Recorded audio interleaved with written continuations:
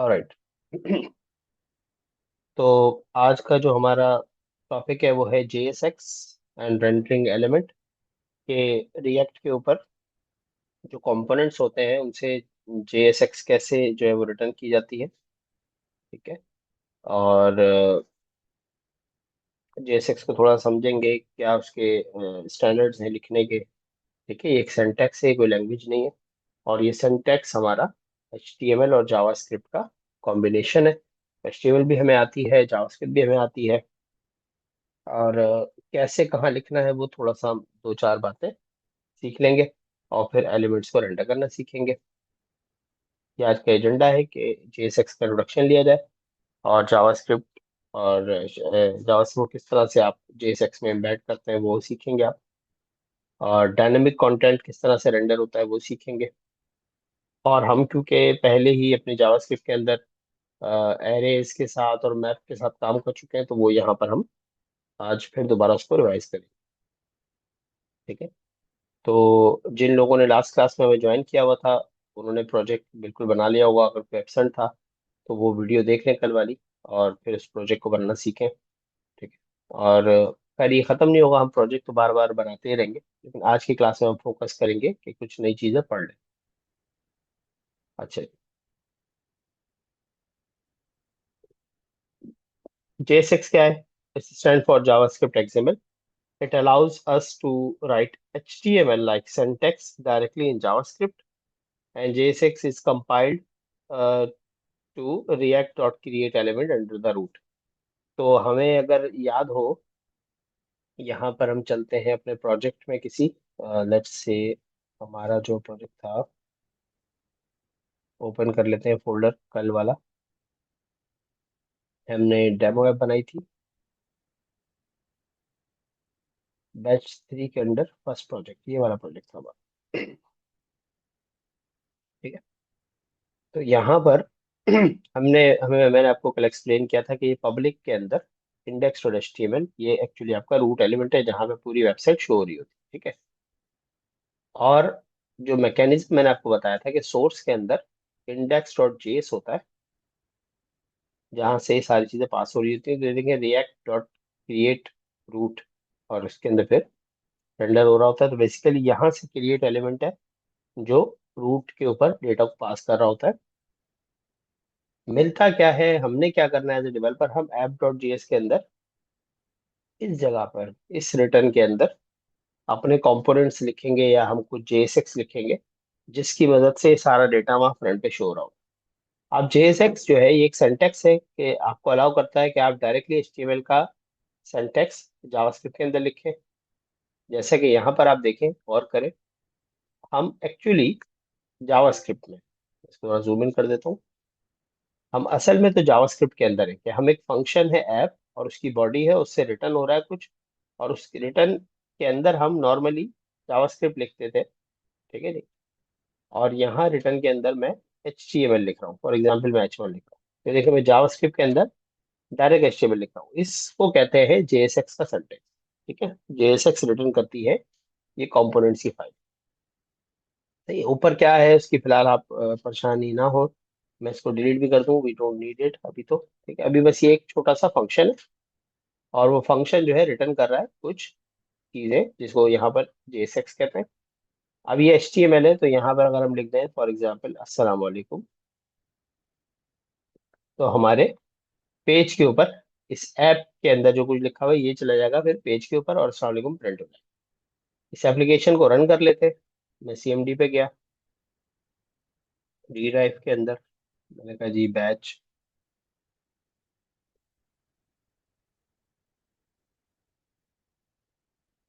3। और बैच 3 के अंदर मेरा प्रोजेक्ट है फर्स्ट प्रोजेक्ट के नाम से, तो मैंने कहा CD फर्स्ट प्रोजेक्ट। और फर्स्ट प्रोजेक्ट के अंदर आके मैंने कहा NPM स्टार्ट। ठीक है, प्रोजेक्ट स्टार्ट कर दिया। तो कमांड प्रॉम्प्ट से ऑन करने का फायदा ये होता है कि फिर आप कमांड प्रॉम्प्ट को या साइड में नीचे रख दें कहीं भी, आराम से ये चलता रहेगा। VS कोड पे आपके पास स्क्रीन काफी बड़ी हो जाएगी, टर्मिनल यहाँ पर जगह नहीं घेरेगा। ठीक है। तो ये देखें अस्सलाम वालेकुम लिखा हुआ गया H1 के अंदर से। तो हमने यहाँ पर जावास्क्रिप्ट के अंदर HTML लिख दी। इसी तरह मैंने बताया था कि HTML के अंदर भी आप जावास्क्रिप्ट यहाँ लिख सकते हो। अब यहाँ जहां भी आपको जावास्क्रिप्ट चाहिए, फॉर एग्जांपल इस जगह पे जावास्क्रिप्ट का कोई ऑब्जेक्ट वगैरह चाहिए, तो आप कर्ली ब्रैकेट लगा के उसको इस्तेमाल कर लोगे। फॉर एग्जांपल हम एक वेरिएबल ले लेते हैं, let name is equals to, name में मैंने लिख दिया फॉर एग्जांपल ताहिर, ये नाम, ठीक है। और फिर मैं यहाँ कहूँ अस्सलाम वालेकुम HTML के अंदर, और कर्ली ब्रैकेट लगा के यहाँ वो वेरिएबल का इस्तेमाल कर लूँ जावास्क्रिप्ट, ठीक है। तो हम HTML जावास्क्रिप्ट के अंदर डायरेक्ट HTML लिख रहे हैं, और HTML के अंदर ही हम डायरेक्ट जावास्क्रिप्ट भी लिख रहे हैं। दिस इज कॉल्ड JSX, ये सिंटैक्स है JSX, ठीक है नी? तो ये देखें यहाँ पर सारे चीज आ गई, ठीक है। हमें पेज रेंडरिंग की जरूरत नहीं पड़ती, हमें जो है कोई एक्स्ट्रा पेज को रिफ्रेश करने की जरूरत नहीं पड़ती। तो ये एक हमारा कंपोनेंट है सादा सा JSX। में आपको समझा रहा था कि how how we can write JSX। इसमें कोई ऐसा सवाल किसी के जहन में तो पूछे, यहाँ पर आप HTML लिख सकते हैं, ठीक है। अब अगर एक से ज्यादा टैग आप करते हैं, फॉर एग्जाम्पल दो टैग दे दी, तो देखिए यहाँ पर जावास्क्रिप्ट एरर देना शुरू हो जाती है।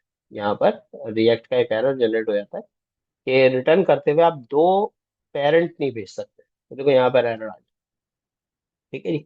वो कह रहा है कि JSX एलिमेंट एडजेसेंट, जो बराबर और में JSX के एलिमेंट है, इनको रैप होना चाहिए किसी एक इनक्लोजिंग टैग में, मतलब इनका कोई पेरेंट टैग होना चाहिए। सो आप जो है वो फ्रेगमेंट भी लगा सकते हैं। तो क्या करें, आप जब इस तरह के दो सिबलिंग एक साथ आ रहे हो, दो टैग, आप उनको एक फ्रेगमेंट में रख दें, इस तरह से एक फ्रेगमेंट में रख देंगे तो ये काम हल हो जाएगा। फ्रेगमेंट का फायदा है कि इसकी अपनी कोई अपीयरेंस नहीं होती, तो ये आउटपुट ठीक है। मतलब इसके अलावा अगर आप चाहें तो आप इसको फॉर एग्जांपल डिव में भी रख सकते हैं, एक डिव के अंदर दोनों को रख दें तो ये ओके है मसला, ठीक है, हल हो जाएगा। लेकिन डिव हमें पता है कि डिव की एक अपनी अपीयरेंस होती है, डिव एक डिवीजन बनाता है, सही, इसलिए फ्रेगमेंट का इस्तेमाल करें। तो ये तो कॉन्सेप्ट हमारा JSX का हो गया। किसी को कोई सवाल है तो पूछे यहाँ पर।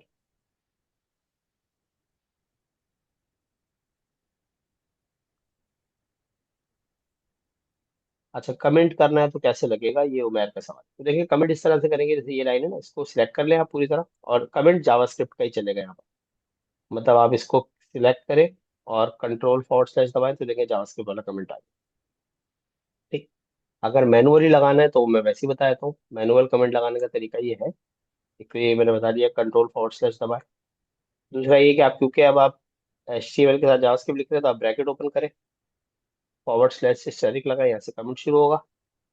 खत्म करने के लिए स्टैटिक / लगाएं और फिर ब्रैकेट बंद करें, ठीक है। तो ये आपका कमेंट हो गया। जब ये कमेंट हो गया तो देखें एक लाइन आ रही है, दूसरी नहीं आ रही, ठीक है। और कोई सवाल किसी का?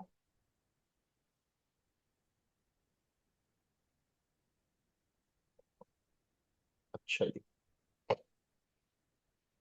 तो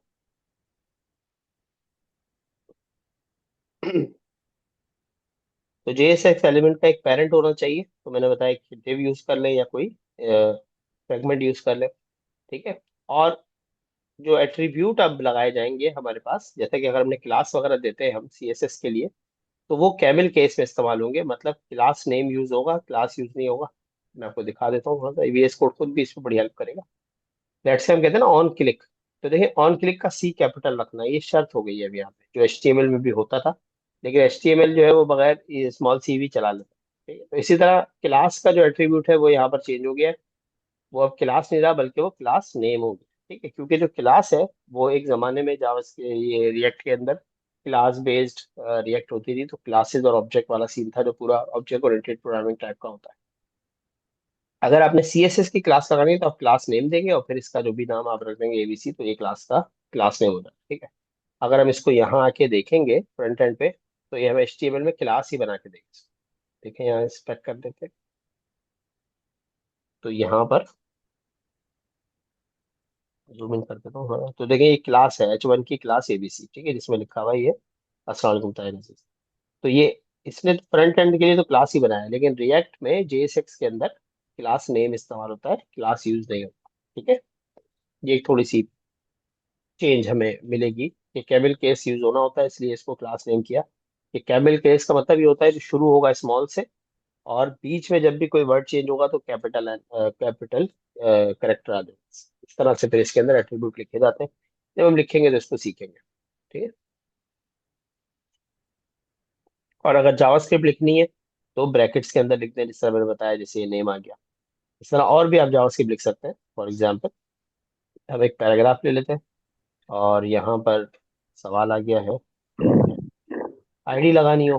अच्छा, वैसे तो आईडी हम नहीं लगाते नॉर्मली, बट आप आईडी ऐसे लगा सकते हैं, ठीक है, इसमें जरूरत नहीं होती आईडी की। आईडी इस तरह लग जाएगी। अच्छा, ये किसी का माइक ऑन है।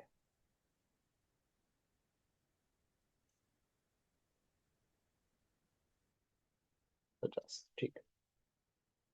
तो अब मैं फॉर एग्जांपल इस पैराग्राफ के अंदर मैं कुछ जावास्क्रिप्ट लिखना चाहता हूँ, तो मैं यहाँ लिख सकता हूँ। फॉर एग्जांपल मैं कर दूँ 2+2। तो 2+2 जो है वो हमारे पास, ठीक है, 4 आंसर आएगा। ठीक है, तो ये प्योर आप जावास्क्रिप्ट लिख सकते हैं अपने JSX के अंदर। ठीक है, देखिए मैंने पैराग्राफ के अंदर लिखा 2+2, उसने इसको कैलकुलेट भी कर लिया। ठीक है, ओके हो गया। अब ये तो सर ऐप है, इसके अंदर आप काम करते जाएंगे तो ये बढ़ता चला जाएगा, ऐप के अंदर जो दिल चाहे बना दे। बट रिएक्ट कहती है कि भाई कंपोनेंट्स बनाए, बजाय इसके कि आप सारा काम ऐप के अंदर करें। पूरी वेबसाइट ऐप से ही चलेगी। जब भी कोई आप काम शुरू करेंगे तो ऐप से ही चलेगा। आपकी रिएक्ट की एप्लीकेशन app.js में जाके app.js से डेटा को रीड करेगी। अच्छा, क्यों ऐसा हो रहा है? क्योंकि अगर आप index.js में देखो तो वहां पे एक टैग कॉल हुआ हुआ है ऐप के नाम का। ये वो ऐप है, ये वही ऐप है, ये वाला कंपोनेंट। ठीक है, ये कंपोनेंट कॉल हुआ हुआ है यहाँ पे ऐप, इसीलिए ऐप से हमारी पूरी वेबसाइट चलती है। तो ऐप हमारा जो है वो एक पहला कंपोनेंट है जो बना हुआ है। हम अपने कंपोनेंट कैसे बनाएंगे, फिर उसको यहाँ कैसे यूज करेंगे। अब फर्ज कर लेते हैं कि भाई मेरी एक वेबसाइट है, उसके अंदर मुझे एक हेडिंग लगानी है, उसके बाद एक पैराग्राफ लगाना है। अब मैं ये चाहता हूँ कि मैं हेडिंग और पैराग्राफ के कंपोनेंट बना लूं, बजाय इसके कि मैं यहाँ पर डायरेक्ट हेडिंग और पैराग्राफ लिखूं। तो कंपोनेंट क्या होते हैं? कंपोनेंट जो है वो अच्छा ठीक है, ये बातें तो ओके, कंपोनेंट बनाते हैं। कंपोनेंट क्या होता है? कंपोनेंट जनरली तो एक फंक्शन होता है रिएक्ट के अंदर, यूआई का एक छोटा सा पार्ट। यूआई को अगर हम तोड़े किसी चीज में, लेट्स से अगर मैं यहाँ आ जाऊं, लॉजिक रैक की ये वेबसाइट है हमारी। ठीक है भाई, तो लॉजिक रैक की जो वेबसाइट है, इसके अंदर बहुत सारे कंपोनेंट्स हो सकते हैं। एक पूरा हेडर का कंपोनेंट हो सकता है, और उसके अंदर लोगो का कंपोनेंट अलग हो सकता है, मेन्यू का अलग हो सकता है, ये फोन नंबर का कंपोनेंट अलग हो सकता है, ये जो क्रिएशन बना हुआ है इसका कंपोनेंट अलग हो सकता है, ये स्लाइडर का कंपोनेंट हो सकता है। ये जितनी इमेजेस जा रही हैं ये सब अलग अलग कंपोनेंट भी हो सकते हैं, और ये हो सकता है ये एक ही बड़ा कंपोनेंट हो। ये एक पूरा कंपोनेंट हो सकता है, इसके अंदर कुछ कंपोनेंट्स हो सकते हैं। कंपोनेंट इज बेसिकली एक पार्ट आपकी वेबसाइट का। ठीक है, अब देखो इससे एक कॉमन चीज है ये सारी। ठीक है, तो ये सब एक ही कंपोनेंट, एक एक कंपोनेंट जो बार बार रेंडर हो सकता है। ठीक है, तो हम कंपोनेंट बनाना सीखते हैं कि किस तरह से कंपोनेंट बनाया जाता है रिएक्ट के। तो देखिए, कंपोनेंट बनाने का तरीका ये है कि आप हमेशा सोर्स के फोल्डर में काम करेंगे, और फिलहाल मैं एक कंपोनेंट यही बनाता हूँ। मैंने अगर राइट क्लिक किया, मैंने कहा न्यू फाइल, और फाइल का नाम रखा मैंने फॉर एग्जाम्पल PEHLA। पहला कंपोनेंट है मेरा, ठीक है, मैंने नाम रख दिया पहला। .js भी रख सकते हैं, JSX भी रख सकते हैं। तो आप .js रखते हैं तो देखो ये जावास्क्रिप्ट की फाइल है, जब ये JSX कर देते हैं तो ये प्योर रिएक्ट की फाइल है। ठीक है, तो JSX रखना बेहतर है। अब बाकी फर्क कोई नहीं पड़ता इससे कोई खास। ठीक है। अच्छा, अब इसका नाम आप देखेंगे, मैं अब तक आपको कहता था कि फाइलों के नाम जो है वो हमेशा स्मॉल कैप में रखने चाहिए। लेकिन रिएक्ट में मैं आपको कह रहा हूँ कि जो रिएक्ट का कंपोनेंट आप जब भी बनाएंगे, उसका जो नाम है वो हमेशा कैपिटल कैरेक्टर से शुरू होगा। ठीक है, ये चीज नोटिफाई कर लें, क्योंकि इस नाम से फंक्शन बनेगा, फिर वो कॉल भी होगा। अगर आप स्मॉल से बनाएंगे तो वो कभी भी उसको कंपाइल नहीं कर पाएगा, प्रॉब्लम्स आती हैं रिएक्ट के अंदर। तो यहाँ पर आपका जो फाइल का नाम है वो कैपिटल के से शुरू हो, और अगर जैसे दो चार वर्ड हो, जैसे पहला कंपोनेंट है तो पहला आपने ऐसे लिख दिया और कंपोनेंट का C कैपिटल कर दे। ठीक है, तो इस तरह से पहला कंपोनेंट नाम रख लिया। जो दिल चाहे आप नाम रखें, लेकिन शर्त ये है कि वो पहला जो इसका करेक्टर है वो कैपिटल हो, और स्पेस वगैरह ना हो, अंडरस्कोर ना हो, जो हमारी पुरानी शर्तें हैं वो तो है। ठीक है, तो देखिए एक फाइल बन गई पहला .js। यहाँ पर अब हमें कंपोनेंट बनाना है। कंपोनेंट क्या होते हैं? कंपोनेंट रिएक्ट के अंदर एक ऐसा फंक्शन जो JSX रिटर्न करे, ठीक है, उसको हम कंपोनेंट कहते हैं। तो मैं एक फंक्शन बनाऊंगा और फंक्शन का नाम वही रखा जाएगा जो मेरे पेज का नाम है, पहला नाम रख दिया, और ये फंक्शन का सिंटेक्स। ये हम सबको आता है, हमने कई बार फंक्शन बनाए हैं पीछे, ठीक है। तो इसी तरह से एक फंक्शन बन जाएगा, दैट्स इट। सही है, इससे ज्यादा कुछ नहीं होता, कंपोनेंट एक फंक्शन ही होता है। और वो फंक्शन कुछ रिटर्न करेगा, और जो वो रिटर्न करेगा वो JSX हो सकती है। फॉर एग्जाम्पल मैं कह दूं भाई H1 रिटर्न करेगा, इसमें लिखा हुआ होगा पहला कंपोनेंट, ठीक है। बस ये क्योंकि एक ही लाइन रिटर्न कर रहा है इसलिए मैंने ब्रैकेट नहीं लगाया। अगर काफी सारी चीजें रिटर्न करनी हो तो एक राउंड ब्रैकेट लगा के इसके अंदर रिटर्न करें, ठीक है। अकेला है तो ठीक है, अगर मल्टीपल हो तो आप इसके लिए फ्रेगमेंट भी लगा दें, ठीक है। अच्छी बात होती है फ्रेगमेंट लगा लेना, भले एक भी चीज भेजें आप। तो ये एक हमारा कंपोनेंट तैयार हो, ठीक है, पहला का कंपोनेंट। किसी के जहन में कुछ सवाल है इस चीज को लेके कि कंपोनेंट और फंक्शन में क्या डिफरेंस है? तो कंपोनेंट और फंक्शन में सिर्फ इतना डिफरेंट है कि कंपोनेंट हमेशा JSX रिटर्न करते हैं, फंक्शन जो है हमारा सिर्फ डायरेक्ट वैल्यू भी रिटर्न कर सकता है। ये भी कर सकता है डायरेक्ट वैल्यू रिटर्न, लेकिन इसमें आपके पास ये बेनिफिट है कि आप HTML भी रिटर्न कर सकते हैं जावास्क्रिप्ट के साथ, ठीक? किसी के जहन में कोई भी सवाल हो कंपोनेंट बनाने के हवाले से, वो भी पूछे मुझसे।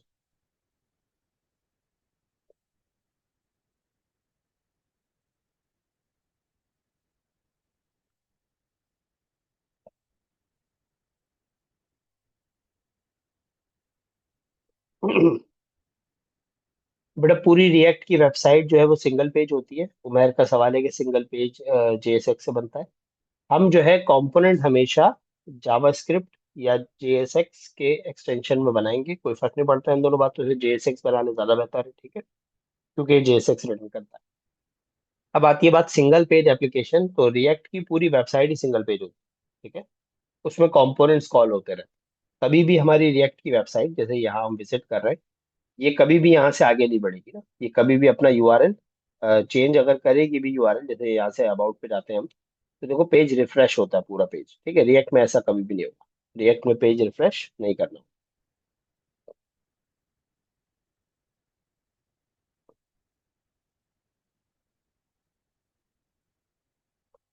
अच्छा जी। अब ये कंपोनेंट हम ऐप में इस्तेमाल कैसे करें? तो देखें, जावास्क्रिप्ट की कोई भी फाइल हो, अगर आप उसका कोई फंक्शन बाहर कॉल करना चाहते हैं, जावास्क्रिप्ट का कोई फंक्शन इस फाइल से बाहर कॉल करना चाहते हैं, जैसे पहला जो है ये फंक्शन है, अब इसको हमने यहाँ ऐप में यूज करना है इस जगह पे, सही। तो इसको यूज करने के लिए हमें इस फंक्शन को पहले इस फाइल से बाहर निकालना पड़ेगा। कैसे निकालेंगे? हम अपनी फाइल के लास्ट में जब भी हम कंपोनेंट बनाएंगे, ये प्रैक्टिस रहेगी हमारी, हम एक्सपोर्ट करेंगे, एक्सपोर्ट करेंगे डिफॉल्ट एक्सेस के साथ पहला, जो हमारे फंक्शन का नाम है, ठीक है, ये हमारे फंक्शन का नाम है, वही हमने यहाँ लिखा कि हम एक्सपोर्ट कर रहे हैं डिफॉल्ट एक्सेस के साथ पहला। इसका मतलब है कोई भी अगर इसको इस फाइल को यूज करेगा तो डायरेक्ट उसको ये फंक्शन मिल जाएगा, ठीक है। अब ये हमारा कंपोनेंट बन गया। ये वहां ऐप में कैसे मिलेगा? यहाँ आ जाते हैं, ऐप में आके हम एक टैग लगाएंगे और नाम लिखेंगे, देखो पहला। देखो यहाँ नजर आ रहा है पहला, ये एज अ टैग मिल गया मुझे। जब एज अ टैग मिल गया तो एक्चुअली ये कह रहा है कि भाई हम इंपोर्ट भी करेंगे, देखो इसने ऊपर से इंपोर्ट कर दिया, टैग बन गया, ये पहला कंपोनेंट यहाँ। इंपोर्ट क्या हुआ? इंपोर्ट पहला मतलब ये फंक्शन फ्रॉम कौन सी फाइल में से? हमारे फोल्डर के अंदर ही एक फाइल है जिसका नाम है पहला, ये रहा, ठीक है, हमारे फोल्डर में ही ना, ऐप के अंदर ही, तो इसलिए डायरेक्टली ये मिल गया। डन। ये इंपोर्ट मैं मैनुअली भी आपको करके दिखा दूं कि अगर जैसे नहीं हो इंपोर्ट, तो देखो यहाँ पे एरर आएगा कि इसको पहला समझ नहीं आ रहा होगा क्या चीज है, कह रहा है ये पहला इज नॉट डिफाइंड, ठीक है, मैंने टैग तो लगा दिया। इंपोर्ट कैसे करेंगे? हम लिखेंगे इंपोर्ट उस फंक्शन का नाम जिसको इंपोर्ट कर रहे हैं, और फ्रॉम करके, अब जैसे ये तो इसने खुद ही दे दिया इंटेलिजेंस की वजह से, तो मैं खुद लिख के भी आपको दिखाता हूँ एक बार कि हम लिखेंगे इंपोर्ट पहला फ्रॉम, और मैं यहाँ पे डबल कोटेशन या सिंगल कोटेशन के अंदर डॉट फॉरवर्ड स्लैश लगाऊंगा, इसका मतलब है मैं अपने फोल्डर में आ गया, ठीक है। अपने फोल्डर में आने के बाद ये मेरी उस फाइल का नाम है जिसको मैंने एक्सेस करना है, तो इस फाइल में से, तो देखो ये पहला की जगह पे वो कंपोनेंट आ गया मेरा, ठीक है, ये ऐप के अंदर आके प्रिंट हो। समझ आ रही है बात? अब फायदा क्या है इसका कि आप इसको 15 बार यूज करें, तो वो जो आपने यहाँ लिखा हुआ है, जो कुछ यहाँ से रिटर्न हो रहा है, वो बार बार आपको मिल जाएगा, ये देखें। ठीक है। अब अगर आपने इसके अंदर एक पूरा बड़ा सा कंपोनेंट बनाया हुआ होता, कोई पैराग्राफ भी होता, ठीक है जी, कोई और चीजें भी होती, तो वो भी आपको बार बार मिल जाएंगी। ये है बेनिफिट रिएक्ट के कंपोनेंट्स का। ठीक है, रियूजिबिलिटी देखें, ये कंपोनेंट है छोटा सा जिसके अंदर एक एच वन और एक पैराग्राफ है। जब हम ऐप में आके उसको जितनी बार कॉल कर रहे हैं वो उतनी बार रेंडर हो। ठीक है जी, समझ आई कुछ बात?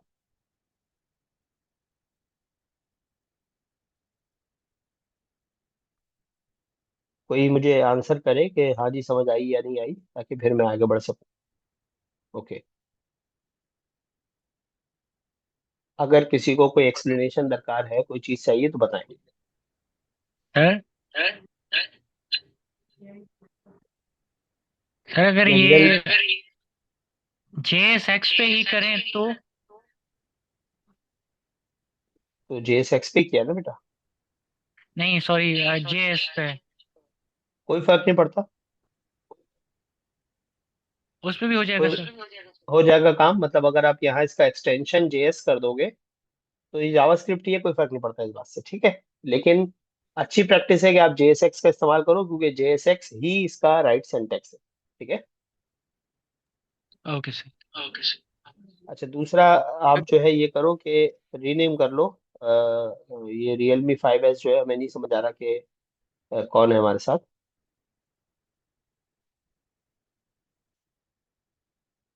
सर एक सवाल था आपसे। जी बाकिर। सर टाइप स्क्रिप्ट पे भी अगर जाते हैं तो भी हम कर सकते हैं कंपोनेंट्स? हाँ, टाइप स्क्रिप्ट पे भी कंपोनेंट बनते हैं। ठीक है। फर्क ये होगा कि अभी हम क्योंकि रिएक्ट जेएस के ऊपर काम कर रहे हैं, जब हम रिएक्ट नेटिव पे काम करते हैं तो हम टाइप स्क्रिप्ट पे काम करते हैं, या नेक्स्ट के अंदर हम टाइप स्क्रिप्ट पे काम करते हैं। ठीक है। टाइप स्क्रिप्ट में फिर जो आपकी फाइल है उसका एक्सटेंशन TS हो जाता है, JS की जगह TS हो जाता है और TSX हो जाता है। ठीक है। अच्छा, एक सवाल है मुजीबुर रहमान का, कि फंक्शन को तो हम राउंड ब्रैकेट से कॉल करते हैं। हाँ, जो नॉर्मल फंक्शन होते हैं उसको हम राउंड ब्रैकेट से कॉल करते हैं। अब ये जो फंक्शन है, क्योंकि ये JSX रिटर्न कर रहा है, तो ये कंपोनेंट, ठीक है, इसको कॉल करने के लिए आप टैग लगाएंगे। ये रिएक्ट के अंदर कंपोनेंट बेसिकली एक फंक्शनल कंपोनेंट कहते हैं इसको, रिएक्ट फंक्शनल कंपोनेंट है, तो ये फंक्शन, लेकिन ये कंपोनेंट, ठीक है, क्योंकि JSX रिटर्न कर रहा है, तो इसको हम टैग से कॉल कर सकते हैं। ठीक है। सर एक और तो सवाल था इसको, आपसे। जी जी पूछे। अगर हम एक्सपोर्ट डिफॉल्ट ना लिखें डिफॉल्ट के बाद, तो क्या हम्म। होगा? और अगर डिफॉल्ट नहीं तो कोई और चीज लिख सकते हैं इसके अलावा? मैं आपको इसका मतलब बताता हूँ। देखो, जब डिफॉल्ट के साथ ये एक्सपोर्ट करते हो ना, तो होता क्या है कि आप फिर डायरेक्ट लिखते हो इम्पोर्ट वो वाला फंक्शन जो डिफॉल्ट मिल रहा है, और डायरेक्ट फ्रॉम विच फाइल। अगर आप डिफॉल्ट नहीं करते, ठीक है, आप इस तरह करते हो एक्सपोर्ट, तो फिर आप इस तरह से एक्सपोर्ट करते हो पूरी ऑब्जेक्ट में। इसका मतलब है आप कई सारी चीजें यहाँ से एक्सपोर्ट हो सकती। सही है बाकी? जी जी जी। सही है, ये हो सही गया। है। अब जब यहाँ एक्सेस करोगे तो ऐसे नहीं मिलेगा, बल्कि एक्सेस भी इसी तरह मिलेगा कि ऑब्जेक्ट में से निकालोगे आप, इस तरह। ठीक है। अभी भी ये सही चल है। रहा होगा, ठीक है। तो ये डिफॉल्ट अगर नहीं करते तो फिर आपको मल्टीपल, अगर ऑब्जेक्ट होते हैं किसी फाइल में, तो उसको फिर इस तरह भेजते हैं एक्सपोर्ट, और पूरी आप ऑब्जेक्ट भेज देते हो, वहां रीड करते हुए फिर आप ऑब्जेक्ट में से वैल्यू निकालते हो। सही है। इसलिए ये, अब अगर एक ही कंपोनेंट है आपका और उसके अंदर एक ही फंक्शन है, तो आप उसको डायरेक्टली इसी तरह लिखो। और कोई सवाल?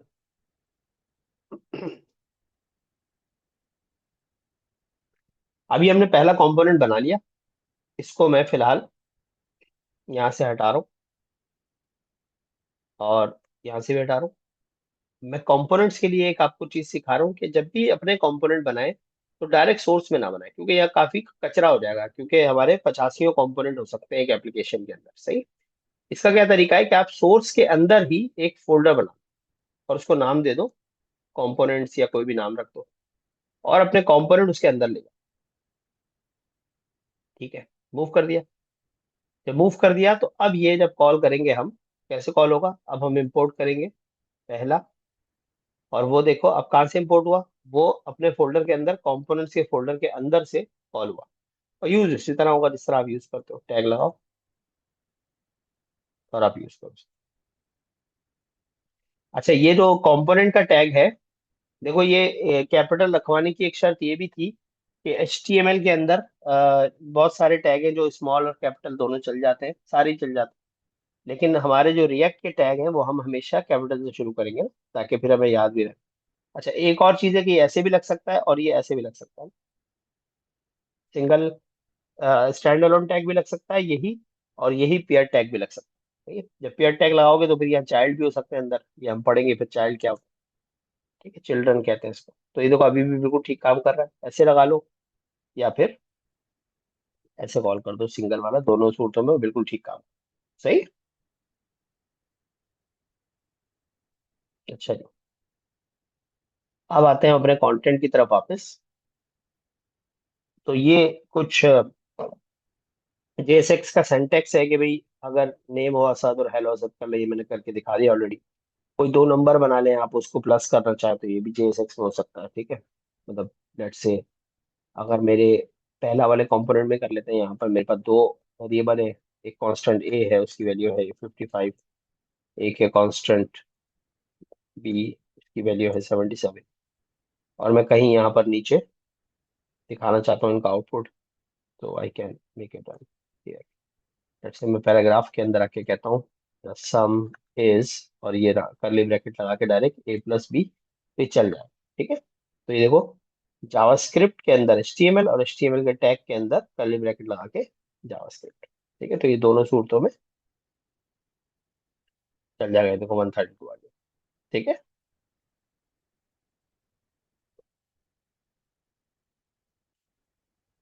ओके हो गया। अच्छा, फिर एक हमारा जो आज का टॉपिक है वो है कि भाई कंडीशनल रेंडरिंग, डायनेमिक कंटेंट दिखाना। ठीक है, डायनेमिक कंटेंट दिखाना, हमने कुछ चीजें पढ़ी हैं बड़ी मजे की जावास्क्रिप्ट के अंदर। लेट्स से मैं चाहता हूँ भाई ये पैराग्राफ या जो यहाँ लिखा हुआ है सम, ये उसी वक्त प्रिंट हो जब A की वैल्यू फॉर एग्जाम्पल बड़ी हो किसी चीज से। तो देखो मैं यहाँ पर ऐसे भी कर सकता हूँ, मैं कहूँ कि A > 100, तो फिर ये काम करना। ठीक है जी,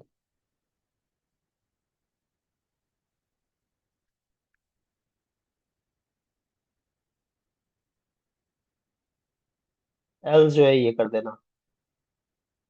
ठीक है, लेट्स से अगर 100 से बड़ा हो तो यहाँ पर मैं डायरेक्ट A+B प्रिंट कर देता हूँ। और अगर नहीं हो तो मैं कहूँ जी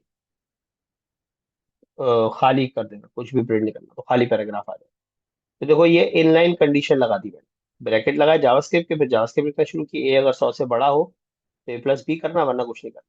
तो देखो अभी कुछ भी नहीं कर रहा क्योंकि A 100 से बड़ा नहीं है। ठीक है, देखो कोई आउटपुट नहीं आ रहा, खाली पैराग्राफ आ रहा है। दिख रहा है। और अगर मैं A की वैल्यू 100 से बड़ी कर दूं, मतलब 550 कर दूं, तो देखो यहाँ रिटर्न होना शुरू हो गया यार। ठीक है, तो ये इनलाइन कंडीशन इस तरह भी हो सकती है, और भी तरीके हैं। लेट से पूरा पैराग्राफ ही गायब कर दे, बूलियन लगा सकते हैं बिल्कुल। लेट से मैंने कहा कि अगर एक कांस्टेंट है शो, और उसकी वैल्यू है ट्रू, तो यहाँ पर आके मैंने कहा अगर ट्रू जो शो है वो ट्रू हो, फिर ये काम करना A+B। तो देखो ये भी सही है, अगर शो ट्रू होगा तो A+B आएगा, क्योंकि अभी आ रहा होगा, ये देखो आ रहा है। अगर शो की वैल्यू कोई फॉल्स कर दे तो A+B प्रिंट नहीं होगा, तो गायब हो गया। ठीक है जी, तो ये एंड ऑपरेटर अगर याद हो मैंने पढ़ाए थे कि ये एंड ऑपरेटर ये चेक करता है कि दोनों तरफ ट्रू हो। तो अगर पहली बार ट्रू होगी तो ये अगली बात को पढ़ेगा, और ना पढ़ेगा ही नहीं, तो यहीं पे रुक जाएगा ये। अगर शो फॉल्स है तो ये A+B को प्रिंट ही नहीं करेगा। अगर शो ट्रू है तो ये A+B को रीड करके यहाँ पे प्रिंट कर देगा। ठीक है, इस तरह आप पूरा पूरा कंपोनेंट भी रोक सकते हो, मतलब ये तो हम यहाँ ऐसे ही कर रहे हैं, यहाँ पर मैं यहाँ नहीं करता, यहाँ चलते हैं। लेट्स से ये एक हमारा कंपोनेंट है जो आ रहा है। ठीक है, और यहाँ पर अ, मैंने कहा भी पहला कंपोनेंट ये एक तो प्रिंट हो जाए, दूसरे वाले से पहले मैंने एक शर्त लगा दी। मैंने कहा भी अगर अफनान हो ठीक है, तो ये कंपोनेंट प्रिंट करना। देखो, अब इसको चाहो तो लाइन के अंदर ही लिख लो, ये देखो। ठीक है भाई, क्या लिखा हुआ है? अगर अफनान हो तो इस पहला कंपोनेंट को प्रिंट करना। अच्छा, वो कह रहा है अफनान कुछ है ही नहीं। तो अगर मैं यहाँ एक डिक्लेयर कर दूं constant Afnan equal to null, तो इसका मतलब अफनान है तो सही लेकिन नल है। तो देखो, दूसरा वाला कंपोनेंट प्रिंट नहीं हुआ, पहला वाला तो जबरदस्ती किया हुआ ही है ना हमने। ये चलो हटा देते हैं पहले वाले को भी। अब देखो, कुछ भी नहीं आएगा जब तक अफनान नल है। जैसे ही अफनान की कोई भी वैल्यू बनेगी, 5 बन गई वैल्यू, इसका मतलब है ये है तो मौजूद। अब देखो आ गया। सही है, तो ये पूरा कंपोनेंट ही हमने उसकी बेस पे रोक दिया। ओके, इसको कहते हैं कंडीशनल रेंडरिंग। ठीक है, कंडीशनल रेंडरिंग यहाँ पर हो रही है। तो ये नॉर्मली हम इसलिए करते हैं कि भाई अगर जो है वो लॉग इन हो बंदा, तो उसको यहाँ ले जाना वरना वहाँ ले जाना, अगर यूं हो तो यूं कर देना, इस तरह की चीजें। कुछ लिस्ट वगैरह भी हम अभी करते हैं मैप। ठीक है, अगले लेक्चर में करते हैं। अभी हमारे पास तकरीबन 2 मिनट है। तो कोई सवाल है, जब जो अब तक हमने देखा, एक पहला कंपोनेंट कैसे बनाया, उसके बारे में कोई सवाल है तो बिल्कुल पूछें।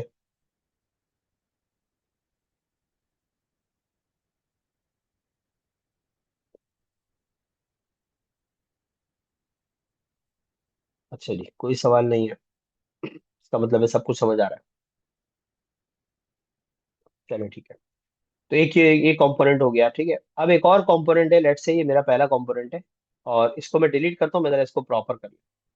तो हम प्रॉपर करते हैं कि मेरी ऐप है, और कंपोनेंट्स के अंदर जो पहला वाला कंपोनेंट है इसको मैं डिलीट कर रहा हूँ। अब मैं एक कंपोनेंट बना रहा हूँ, सोर्स के अंदर कंपोनेंट का फोल्डर बनाया। पहला कंपोनेंट मैंने बनाया फॉर एग्जांपल वेलकम का कंपोनेंट। ठीक है, वेलकम डॉट जेएसएक्स। ठीक है,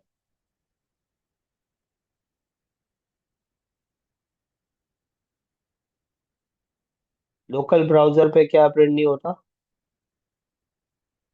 देखिए, अगर आपकी रिएक्ट की ऐप चल रही है तो फिर आपको प्रिंटिंग की टेंशन नहीं लेनी, ये खुद ही चलेगा। ठीक है, आप ये नहीं करेंगे कि इस जावास्क्रिप्ट फाइल को रन करें, नहीं नहीं, आपने रिएक्ट की एप्लीकेशन को रन किया होगा। जैसे मैंने ये रन करके रखा हुआ है एप्लीकेशन को, एप्लीकेशन रन हुई भी है मेरी ये। ठीक है, एप्लीकेशन एनपीएम स्टार्ट से मेरी चली हुई है। सही है, आपने इस जावास्क्रिप्ट की फाइल को विजिट नहीं करना। देखो, वो कह रहा है ये जो पहला कंपोनेंट आपने कॉल किया हुआ ये कहीं है नहीं, इसलिए एरर आ रहा है। ठीक हो गया, देखो खाली हो गया। सही। आपके लोकल ब्राउजर पे जो डिस्प्ले नहीं हो रहा कुछ भी, उसकी रीजन है कि आप शायद उस फाइल को डायरेक्ट रन कर रहे हो। आप रिएक्ट की एप्लीकेशन चलाएं। ठीक है, रिएक्ट की एप्लीकेशन को एनपीएम स्टार्ट करके चला लें। अच्छा, so what I was doing कि मैं एक कंपोनेंट बना रहा था वेलकम। अब देखें, कंपोनेंट लिखने का शॉर्ट हैंड भी एक है, आर एफ सी ई। ठीक है, ये शॉर्ट हैंड है रिएक्ट फंक्शनल कंपोनेंट का। इसको एंटर करें तो देखिए पूरा कंपोनेंट बना के दे देता है हमें विद एक्सपोर्ट की लाइन। सही। क्या है, दोबारा बता रहा हूँ, आर एफ सी ई। ठीक है, रिएक्ट फंक्शनल कंपोनेंट एक्सपोर्ट।